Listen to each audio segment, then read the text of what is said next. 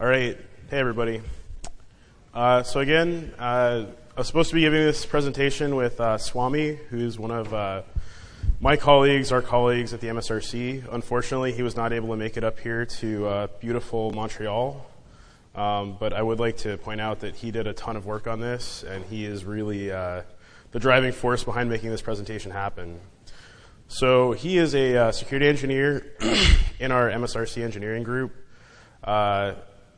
I basically have a background doing security strategy work, doing product security, and breaking things before that. I'd also like to thank Elliot Florio. He's actually up here in the front, probably watching the World Cup game, and, as well as Matt Miller and the rest of the folks, Thomas Garnier, and a number of other folks who helped us out with the content here. So we're going to go into a brief kind of introduction to MSRC Engineering, and just kind of like the goal of the presentation is to give some perspective as to how we actually work and kind of how we see some of these exploits and exploitation techniques. So with MSRC Engineering, the first thing that we do is we start doing analysis. So essentially a vulnerability or issue gets reported to secure@microsoft.com. So that can be, like, it's really interesting to point out that, like, that could just be like a crash dump, which means that we have our work cut out for us in the next few days to weeks. Or that could be something like James Forshaw is really, really excellent at writing very detailed documentation for all the issues and vulnerabilities that he reports to us. It's actually really awesome to get to read that. But essentially the first part here is just determining root cause for the issue and then triaging the impact. So also, the engineering team has to work through, for all of our different platforms, which platforms are affected and how they're affected, which is actually very complicated. I mean, for example, IE is going to have over 50 versions of Internet Explorer that are actually going to have to get worked through. So really after that, the MSRC engineering team will go through, they'll take the root cause analysis, and they will go through and they'll do fuzzing. They'll hack for variants, as well as really like drill in on that applicability, and we'll start doing fix development. After we have a fix, the product security folks will actually come in and do response. So we'll publish about it. We'll write a bulletin or advisory, or we actually have the SRD blog. So that's a security research and defense blog. And so we'll actually blog about vulnerabilities that we think are really interesting after we patch those. So the last thing here, and this is really where like folks like the Emmett team come in, some of our future work and product security work that looks forward comes in, and kind of where this paper came from, is that we look at and determine trends, and we use that to inform the security tools that we use on the next version of the product, as well as driving some hardening for current version, modifying things like the Microsoft Secure Development Lifecycle, so the SDL, so that all these pieces kind of come together to improve customer security. So we're going to get into kind of a high-level overview of these techniques, and this is basically background, so that if you guys are not familiar with these pieces, that hopefully we can get everybody kind of spun up to talk about these techniques. So in the real world, just a memory corruption vulnerability doesn't really get you that much anymore. So you really kind of have these vulnerabilities, like used to be buffer overflows, now more like use after freeze, type confusions, that kind of thing. And you have to really combine these with other techniques to write effective exploits, especially like effective and reliable exploits. So this slide is really just to point out that kind of like you have these different gears that kind of all have to come together to make a real functioning exploit. So we're going to go through a typical use after free exploit just to, again, illustrate the different pieces and kind of what those awesome gear graphics actually mean as applied to very real-world exploitation. So what we have here being shown on the screen, we have an object. It's got a vtable pointer that's pointing to essentially the vtable here in the DLL. So what's going to happen is that object gets freed, and then it'll get later reused. But then basically an attacker is going to Heap-spray a fake vtable. Those pointers, so the vtable pointers are going to point to like a ROP gadget or other kind of like stack pivot. And so essentially we write the malicious object into the space where the freed object was, and that's how we're going to have kind of this first setup where essentially a method is called in a freed object. So there's another scenario here that's also relevant. So essentially it's where data is referenced in the freed object. So we have the freed object, we have two freed objects here. So instead of heap spraying a fake vtable, we're basically going to heap spray a malicious object. And so just to kind of go over, again, this is going back to the gears, trying to keep this high level. So essentially to pull this type of exploitation off, you're going to have essentially, you need for an actual object allocation to be possible, where the freed object is, you need to be able to identify the base address so that you can go ahead and build out your ROP gadgets. Then you also need to be able to spray the heap and identify a valid target here. So like these pointers need to be able to point to something. And for the second technique, you need to be able to identify a suitable malicious object type. And we'll get more into this later. So this is a nice word infographic of different exploitation techniques. This is so like you have time to hopefully compute what we just went through. Everybody looks pretty on top of it though, so I'm going to just keep on charging forward. So looking at the actual exploitation trends that we see at Microsoft, about 80% of the exploits use a heap spray. So one of the most interesting exploits that we've seen over the past year is essentially where there was no heap spray used for the actual exploitation. So we're going to talk about a technique by Peter from Exodus.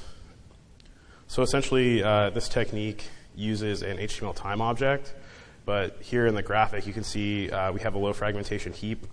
So we also have a string that we control the contents of as an attacker. So essentially, what's going to happen is this object gets freed, and then we replace it with an HTML time object, which is really interesting because of the way that it actually handles this specially crafted string. It'll actually create an array of pointers for us, pointing to the contents. So like there's a semicolon, essentially breaking apart the string based off of the actual like exploitation that needs to happen. It'll actually create an array of pointers pointing to the string contents that the attacker controls. So essentially what happens is you get the same exploit facility as a heap spray without actually having to spray the heap, which makes this very reliable. In Peter's example, he just used a DLL that doesn't have ASLR turned on, so he just references like at a set offset. And as far as defense goes, the HTML time object is completely obsolete from essentially IE9+. But like Peter's example works against Windows XP with IE8. So ASLR, again, like kind of this address randomization, it doesn't work if it's not turned on. So really, for those of you who do a lot of exploit assessment, this will look very familiar. A lot of these names will look very familiar here. So essentially, if you have libraries you can call that don't use ASLR, that's a big problem, and it basically allows you to have this exploitation technique where you just call these libraries. So we just have memory, we have these DLLs loaded at essentially a set of points, don't need an ASLR bypass. So we actually spent a lot of time working on these types of issues. So in a number of cases, we address these issues at an individual basis. So you'll see, like if you look back, and it's on the slide here, we released a number of patches specifically to enable ASLR on some of these libraries. But if you also look for IE8+ on Windows 7 and above, there's a feature called Force ASLR, which will mandatory opt in all of these libraries to using ASLR. So that prevents this specific technique. Whoa, all right. So yeah, this is fairly straightforward. If it's not turned on, it doesn't do anything. So there's some other alternative ways to heap spray that are really interesting, both because they're applicable for like, one of them is applicable for Office, another one's just another IE heap spray, but again, I said that 80% use a heap spray, so a lot of those use basically the same type of heap spray. So these were very interesting to us because they essentially were novel in the way that they actually sprayed the heap. So the first one here is a heap spray that uses ActiveX controls. So essentially what you do is you basically do the heap spray using VB6 controls. So this is very interesting because you can embed a binary blob in the ActiveX control that you're spraying, and you can basically just spray memory with your shellcode, and we've seen this used in the wild for MS Office exploitation. So they're also, the VB6 controls are implemented in MS Com control, which is a non-ASLR binary. So you can also bypass ASLR with that and then do your ROP. So another one here. Okay, yeah, sorry. The defensive measures here. If you're using Office 2013 or higher and 64-bit, you're in really good shape for this. There's also Office-specific settings you can use to prevent the ActiveX control from loading in the documents. And then the Emmet guys have a Heap-spray protection, which will help prevent this type of attack, as well as the ASR feature in the Emmet 5 version will block this technique. So one of the key tenets of ASLR is that it needs to be really it very much needs to have the R be fulfilled, like it needs to be random in order to actually function. So when it's predictable, we run into some really interesting techniques that were developed kind of where that doesn't quite happen correctly. So one of my favorites actually is the ASLR bypass that Tombkeeper brought up at CanSec West in 2013. So essentially what we have here is we have shared user data, which is at a fixed offset. Shared user data is interesting in this context because it's kind of like a broadcast for the kernel. So the kernel is broadcasting out to basically the entire system a lot of values that are important. So it's basically at a static offset. And one of the things, so what's actually at shared user data, you have the WOW64 shared information array. So in that array, among other things, is the LDR hot patch routine, which allows you to just load a library. You give it a UNC path, and it just will load a library. So you can see that this technique not only doesn't really need heap spraying, it also, since it's a fixed offset, you don't need an ASLR bypass either. So yeah, this is just showing the next couple pieces here. So as far as defense, we essentially had fixed this in Windows 8. So it was fixed when Windows 8 shipped. We shipped MS13063 to fix this as a backport, so down level. So the fix involved moving shared user data into the initialization block of NTDLL, so we no longer had the fixed address in memory, so we don't have this problem anymore.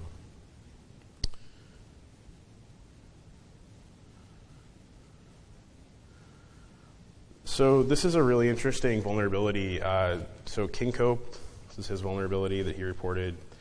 So essentially what happens is he tries to fully consume virtual memory and then kind of just create enough room. So he fills the heap with random bytes until memory is all used up. So during the heap filling stage, that could be a little problematic. Windows might not be that responsive. So then he basically frees these small blocks on the heap and then tries to kind of shove a DLL into the freed block, assuming that he can kind of predict where that block is going to be freed. So again, you don't need heap spraying, you don't need an ASLR bypass. This is just showing the graphic that he's kind of like sliding that DLL into the freed space. So if you can predict kind of where that space will be freed, you can predict where that DLL is going to get loaded, and if you just open up just enough space. So we addressed this in Windows 8.1 and backported the fix to Windows 8. We also, that was released as 13046. So these are bulletin numbers. We use them all the time at the MSRC. You can just, they're very easy to Google for or Bing for. So the images, what we changed basically is in the kernel, we changed it so that the images won't get mapped at a predictable address anymore. So the interesting vulnerability, interesting exploitation, also kind of an interesting fix. So this gets us into memory corruption vulnerabilities to bypass ASLR. So these are very, very, very interesting. And so I'm just going to dive right in. So This is the flash vector assisted exploitation, and I want to, before I get too far into this, I want to point out that this is a generic technique. I'm mentioning flash by means of illustration, and because it's been used a number of times in the wild here for exploitation. But yeah, I definitely want to point out this is a generic technique. So the technique requires memory write vulnerability. So what you have is kind of a partial overwrite. So we basically have memory laid out here. We have our libraries down there. And what happens in this specific technique is you allocate these flash vector objects, which are essentially all allocated right next to each other in memory.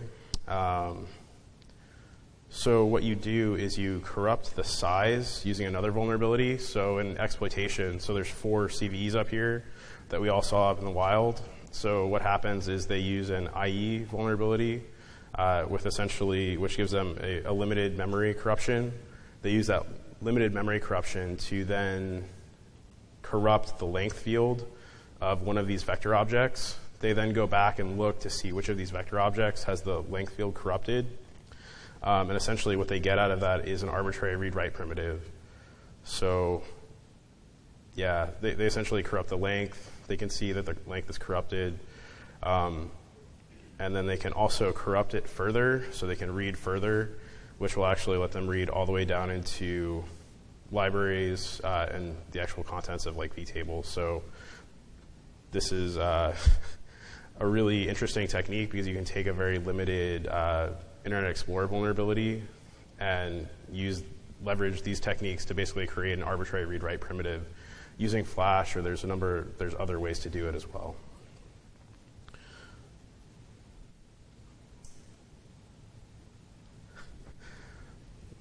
So as far as defending against this, the technique is not effective against 64-bit Internet Explorer 11. So to actually enable that, if you go into the Internet Explorer options, you'll actually see, I think it's like enhanced protected mode 64-bit tab processes, I believe is the flag that you would hit. So if you go in and turn that on, you won't be impacted by this issue any longer. And again, yeah, that was in the wild. We've seen it used with 4 different IE techniques. We've seen this technique used with 4 different IE vulnerabilities, so it's very well used, impacting everybody. So another technique here is we have heap spraying with a JavaScript array. So essentially the heap spray, you go ahead and use a JavaScript string or an array here, and you spray it onto the heap. So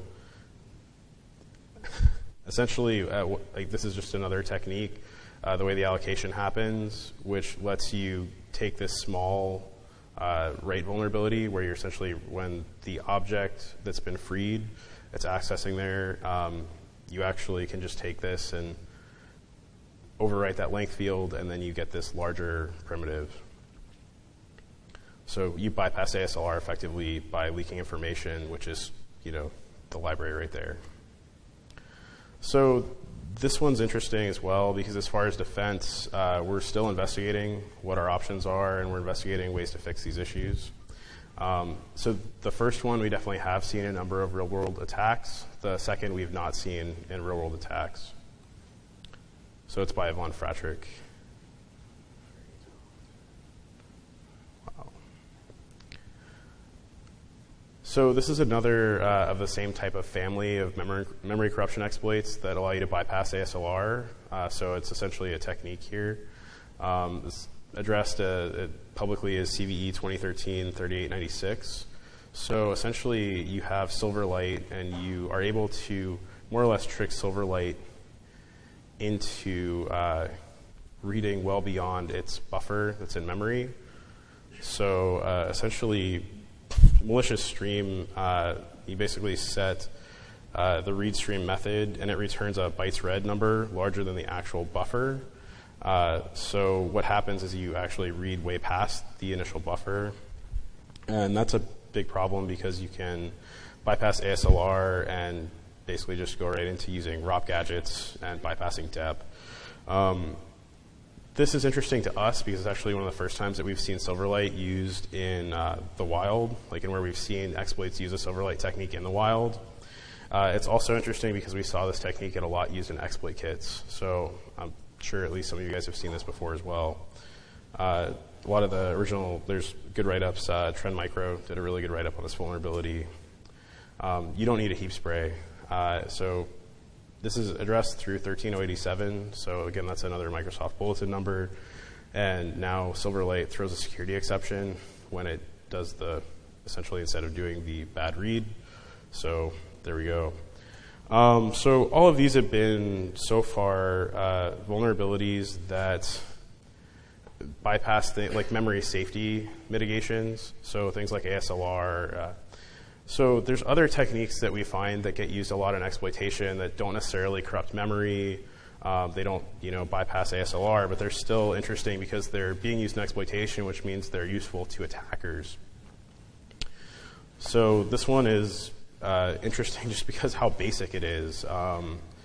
So essentially what you're able to do is you're able to use the file or resource handler to disclose the presence of a file. So we've seen this used in the wild to detect the presence of emit, to detect the presence of and fingerprint certain antivirus products, host-based agents, that kind of thing. So these are the kind of addresses, like these are basically file or resource paths that can be accessed. And essentially what happens is you have a different error message if the file's there, if the file's not there, which creates a signal that an attacker can read to determine the presence of the file.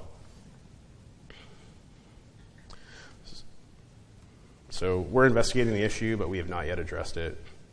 So this is actually interesting because instead of just disclosing the presence of a file, you can now actually disclose the contents of a file. So we've now upgraded a step here. So this is a technique that we saw used that was in the wild. It actually uses MSXML3. That's where the vulnerability is. And so you can basically discover versions and basically set up your ROP gadgets accordingly. And so this is so I'm going to stop saying this is very interesting. So this particular technique kind of illustrates what MSRC does and what MSRC Engineering does. So it's an arbitrary file read, and that's all well and good. It's to the credit of the engineering team that when they did the root cause analysis, they were also able to realize that this could be used to do a same origin policy bypass, which is also fairly damaging in the world of web browsers and all that jazz. So really, this is just kind of a good one because it emphasizes why we do the root cause analysis, why we do the impact analysis, why we look at all the different versions of the product. So yeah, this was updated in MS14.005, and the issue is applicable only on MSXML3. So we release the SIR every year, so this is kind of like our trend and data trends and what we see as far as trends in exploitation. So again, going all the way back to what we do at the MSRC, we take a look at all these different techniques that we find that are interesting, that bypass mitigations. We also take a look at a ton of other exploits over the course of the year. So we take a look at a lot of zero-day exploits that are being used in the wild. We see the POCs that we get sent. We see all the bounty submissions. So I think that this trend information can be very interesting. And so a lot of these figures are taken from the SIR. So if you guys want to know more information about that specifically, this is from the SIR volume 16. So I added these really amazing hot pink and neon green lines here to demonstrate the two trends that we're seeing as far as which types of vulnerabilities are being exploited. So we're seeing attackers that are attacking our products strongly favor use after free vulnerabilities, and we're seeing that stack corruptions are becoming less and less popular. So if you look at this graphic, you kind of see two slices of pie. One slice of pie is getting bigger over time. That's use after freeze. And the neon green slice of pie is actually going down, and those are the stack corruption vulnerabilities. The time period, I'm guessing that folks in the back probably can't read that. The time period is 2006 to 2013.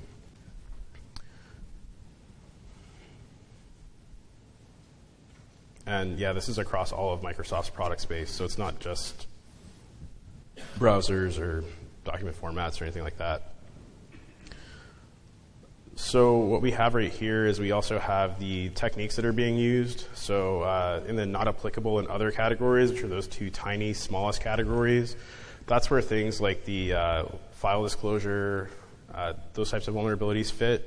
But really the things that are very interesting to point out here, you see ROP, which is kind of in the middle there, being used in essentially 100% of exploits. So that technique is being used everywhere. You also see, as we said earlier, that heap sprays are being used over 80% of exploits. And then we also saw non-ASLR DLLs were very, very popular, even going through 2013 there. So those would be like the MS help issue and others. So we really think that by mitigating with forced ASLR, the non-ASLR DLLs, we think that that'll really help. But we're also seeing this trend, like if you look back at the vector-assisted exploitation or the other memory corruption issues that are being used for information disclosure, like we're also seeing the community now that, I mean, essentially the DLLs that were very easily accessible are kind of going away, and we have forced ASLR deployed. We're seeing attackers kind of shift their focus to these information disclosure vulnerabilities. We're seeing new techniques like the couple that I talked about, as well as others being used, and we see that as kind of a reaction to what we're doing on the platform side.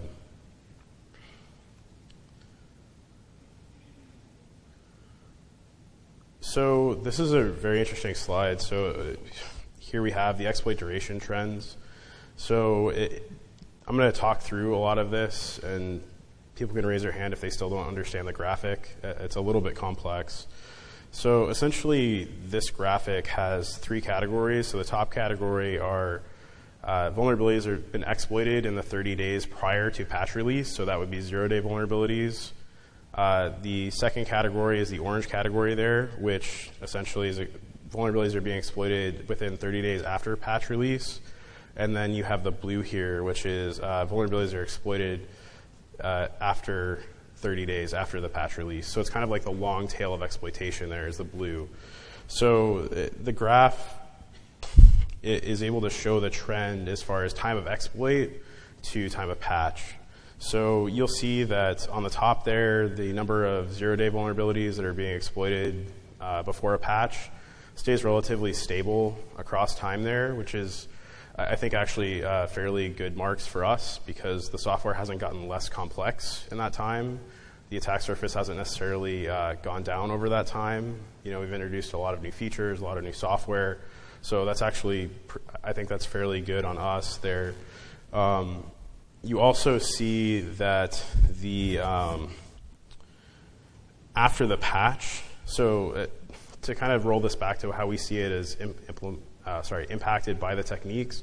So really, like, you see this huge spike in 2010, and then you see this kind of gradually go down. And so, like, timing-wise, you have essentially in the 08-09 timeframe, it's very depressed. That's when ASLR kind of comes out and comes onto the scene. 2010 is where we see some new techniques be developed for ASLR bypasses. We start to see things be more frequently exploited in that space, and we see those new techniques come online. And then as we're reacting to those techniques, we'll actually see that go down. So basically what I'm saying is that the exploit techniques and the mitigations directly impact the number of vulnerabilities that are exploited, kind of like the long tail of that. So after patch, those are impacted by the actual techniques that we just talked about, as well as the mitigations that we have on the platform. So like as we fix those ASLR bypasses, especially 2012 and 2013.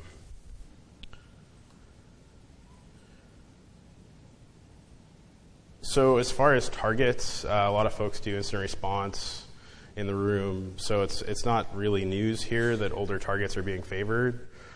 We see that because they don't have a lot of the same protections that newer versions of the operating system do. We also, I mean, you have to consider the deployment base when you look at these types of issues as well. So basically because they're a larger install base and they're easy to exploit, we see strong favoring of the lower platforms there. So here, I'm going to make this bigger on my screen so I can talk to it a little bit more here.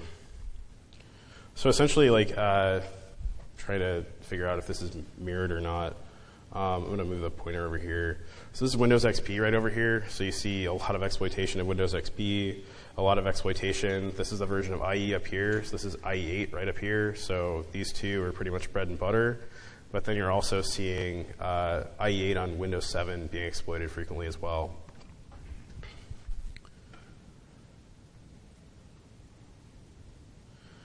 So as far as like in the wild detection and response, we do spend a lot of time at the MSRC dealing with these zero-day issues. Like again, that number stayed relatively stable. So we went ahead and we did MS13-106, where we went ahead and fixed a lot of libraries that weren't compiled with ASLR. 14024, this is where you had the Heap-spray using the ActiveX controls. We went ahead and addressed that issue. The shared user data ASLR bypass was fixed in 13063, and then the Silverlight issue that was being used in exploit kits was fixed in MS13087. So this is kind of the last like big graph here. So I'm guessing this is hard to read in the back. I apologize for that. The Cliff Notes version of this slide is that as far as zero-day targets, that's the top part of this slide, you're going to see that Internet Explorer 8, so basically what's happening is you have the versions here up and down, and then you have the different CVEs going left to right. So what you can see is that over time here, you see IE8 is the only one targeted for essentially all of these. As we get into some of the later exploits, you're also seeing Internet Explorer 10 being targeted, and then we only have one that's actually targeting Internet Explorer 11. And then when you look at what's actually effective, as far as the techniques that are being used in these exploits, Internet Explorer 11 64-bit is very effective at mitigating the vector corruption-based exploits, as well as a lot of the Heap-spray stuff and the non-ASLR exploits, because again, it's shipped with Force ASLR. So in my slides, as I've been up here talking, I definitely did say that a few of these we're still investigating, we're addressing. It's useful to point out that these aren't simple issues, and building platform mitigations is not a very simple or not time-consuming activity. So, we prioritize techniques that we see used in the wild. So that's why you saw, like just 2 slides ago, all of those bulletins getting released. You'll see advisories go out, then the bulletins get pushed out. You'll see a lot of these techniques be mitigated in products like Emmet. And so we prioritize the techniques that we do see used to exploit customers, and we're also continually updating the operating system, the settings, and then it really comes down to tools like Emmet to stay on the cutting edge of where the exploit techniques are, and that's folks like Ellie and Christian up here that are just working a lot to keep customers safe there. So I'm going to do a shameless plug for the Mitigation Bypass Bounty. So among other things at Microsoft, I run our bounty programs. So we do have a ongoing bounty for mitigation bypasses. The rules, I'm going to summarize them here. They're a little bit more complex, but it needs to be novel. It needs to work on the latest platform with all of the mitigations in place. It needs to be a real-world remote code execution issue, so a memory corruption issue. It needs to be generic and reliable. So it needs to be able to be used with a real-world RCE. So this is where we have, the $100,000 bounty, and then we also have a $50,000 bounty for if you can come up with a defensive measure. So theoretically, you could submit an exploitation technique and a way to defend against that. And if you did that in a way that we felt met all of these criteria and was professional, you could be looking at up to $150,000. So all of that and any other vulnerabilities that you'd like to report to us, you can report those to us via secure@microsoft.com. So the same way that we've always kind of existed here in the world. And I'm going to go ahead and take some questions now. And I'm happy to answer questions, and then if need be, I'll defer you guys. But otherwise, thank you very much.